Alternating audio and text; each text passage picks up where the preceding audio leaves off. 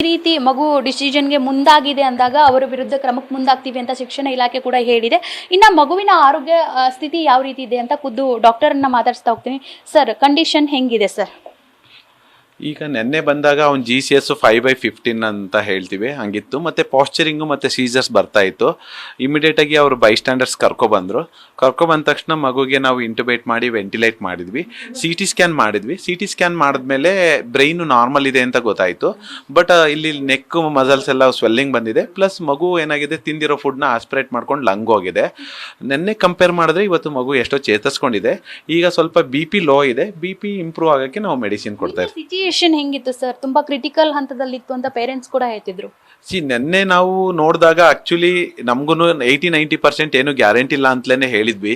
Because hanging ಆದಾಗ ನಿಮಗೆ ಗೊತ್ತು, ಸರ್ವೈಕಲ್ ಸ್ಪೈನ್ ಏನಿರುತ್ತಲ್ಲ ಅದು ಡಿಸ್ಲಾಜ್ ಆಗಿ ಫ್ರಾಕ್ಚರ್ ಆದ ತಕ್ಷಣ ಯೂಶಲಿ ಏನಾಗ್ತಾರೆ, ದೇ ಡೈ ಆನ್ ಸ್ಪಾಟ್.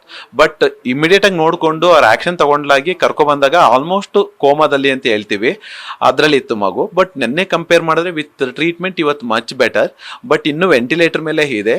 ಈಗ ವೆಂಟಿಲೇಟರ್ ಮೇಲಿಂದ ಇನ್ನೊಂದು 24 ಅವರ್ಸಲ್ಲಿ ತೆಗಿಯೋಣ ಅಂತ ಪ್ಲಾನ್ ಮಾಡಿದ್ವಿ. ಈಗ ನೆನ್ನೆಗಿಂತ ಅವನು ನಮ್ಮ ವಾಯ್ಸ್ ಕಮಾಂಡ್ಗೆ ರೆಸ್ಪಾನ್ಸ್ ತೋರಿಸ್ತಾ ಇದ್ದಾನೆ. ಬಟ್ ಇನ್ನೂ ಪಾರ್ಷಿಯಲ್ ರೆಸ್ಪಾನ್ಸ್ ತೋರಿಸ್ತಾ ಇದ್ದಾನೆ. ಇತ್ತೀಚಿನ ದಿನಗಳಲ್ಲಿ ಮಕ್ಕಳು ತುಂಬಾ ಸೆನ್ಸಿಟಿವ್ ಆಗಿ ಥಿಂಕ್ ಮಾಡ್ತಾರೆ. ಅದ್ರ ಹೊರತಾಗಿ ಆತ್ಮಹತ್ಯೆ ಅಂತಹ ನಿರ್ಧಾರಕ್ಕೆ ಮುಂದಾಗ್ತಾರೆ. ಅದು 7ನೇ ತರಗತಿ ಕ್ಲಾಸ್ ಮಗು ಅಂದ್ರೆ ಸರ್, ಮಕ್ಕಳ ಮನಸ್ಥಿತಿ ಹೇಗಿರುತ್ತೆ ಅಥವಾ ಟೀಚರ್ಸ್ ಯಾವ ರೀತಿ ವರ್ತಿಸ್ಬೇಕನ್ಸುತ್ತೆ ಈ ಇನ್ಸಿಡೆಂಟ್ ನೋಡಿದಾಗ ಸರ್? ನಾವು 2 ಸ್ಕೂಲ್ ರನ್ ಮಾಡ್ತೀವಿ. ಒಂದು ನೇಟಸ್ ಇಂಟರ್ನ್ಯಾಷನಲ್ ಸ್ಕೂಲ್ ಮತ್ತು ಆರ್ಯಭಟ ಇಂಟರ್ನ್ಯಾಷನಲ್ ಸ್ಕೂಲ್ ಅಂತ. ನಾವು ಏನಂತಂದರೆ ಆ್ಯಸ್ ಎ ಪೀಡಿಯಾಟ್ರಿಷನ್ ಆಗಿ, ನಾನು ಡಾಕ್ಟರ್ ಪ್ರದೀಪ್ ಎಲ್ಲ ಪೀಡಿಯಾಟ್ರಿಷನ್ ಆಗಿ ನಾವೇನು ನೋಡ್ತೀವಿ ಅಂದರೆ 10 ಇಯರ್ಸಿಂದ 15 ಇಯರ್ಸಲ್ಲೇ ಅಡೋಲಸೆಂಟ್ ಏಜ್ ಗ್ರೂಪ್ ಅಂತ ಕರಿತೀವಿ. ಇಲ್ಲಿ ತುಂಬ ಹಾರ್ಮೋನಲ್ ಇಂಬ್ಯಾಲೆನ್ಸ್ ಆಗುತ್ತೆ. ಇದ್ರೂ ಏನಾಗುತ್ತೆ, ಮಕ್ಕಳು ಬ್ರೈನ್ ಮೇಲೆ ಮೂಡ್ ಸ್ವಿಂಗ್ಸ್ ಆಗುತ್ತೆ. ಇದರಿಂದ ಏನಾಗ್ತದೆ, ಮೂಡ್ ಸ್ವಿಂಗ್ಸ್ ಆದಾಗ ಅವರು ಎಮೋಷನ್ಸ್ ಅವ್ರ ಕಂಟ್ರೋಲ್ ಇರಲ್ಲ. They take A drastic change. ನಾವು ಅದಕ್ಕೆ ಇವನ್ನೆಲ್ಲ ಜೆನ್ಜಿ ಅಂತ ಕರೆಯೋದು. ಇವ್ರು ಏನು ಅಂತಂದರೆ ಒಂದು ಇನ್ಸಲ್ಟ್ನ ಟಾಲರೇಟ್ ಮಾಡಲ್ಲ. They are very sensitive. We should handle like A soft flowers ಥರನೇ ಹ್ಯಾಂಡಲ್ ಮಾಡಬೇಕು. ಈಗ ಮೊದಲಿನ ಥರ ಮಕ್ಳುಗಳು, ಈಗ ಮೊದಲೆಲ್ಲ ಟೀಚರ್ಸ್ ಎಲ್ಲ ಚೆನ್ನಾಗಿ ಹೊಡೆಯೋರು, ಮಕ್ಕಳು ಟಾಲರೇಟ್ ಮಾಡ್ತಾಯಿದ್ರು. ಬಟ್ ಈಗ ಅದು ನಮ್ಮ ಎಜುಕೇಷನ್ ಸಿಸ್ಟಮು ಮತ್ತು ನಮ್ಮ ಪೇರೆಂಟ್ಸು ಮಕ್ಕಳು ಎಲ್ಲ ಚೇಂಜ್ ಆಗಿರೋದ್ರಿಂದ ನಾವು ಅದೇ ಥರ ಶಿಫ್ಟ್ ಆಗಿದ್ದೀವಿ. ನೋಡಿದ್ರಲ್ಲ ನಿನ್ನೆ ನಡೆದಂತಹ ಇನ್ಸಿಡೆಂಟ್. ಒಟ್ಟಾರೆ ಮಗು ಈಗಾಗಲೇ ಟ್ರೀಟ್ಮೆಂಟ್ ತಗೊಳ್ತಾ ಇದೆ.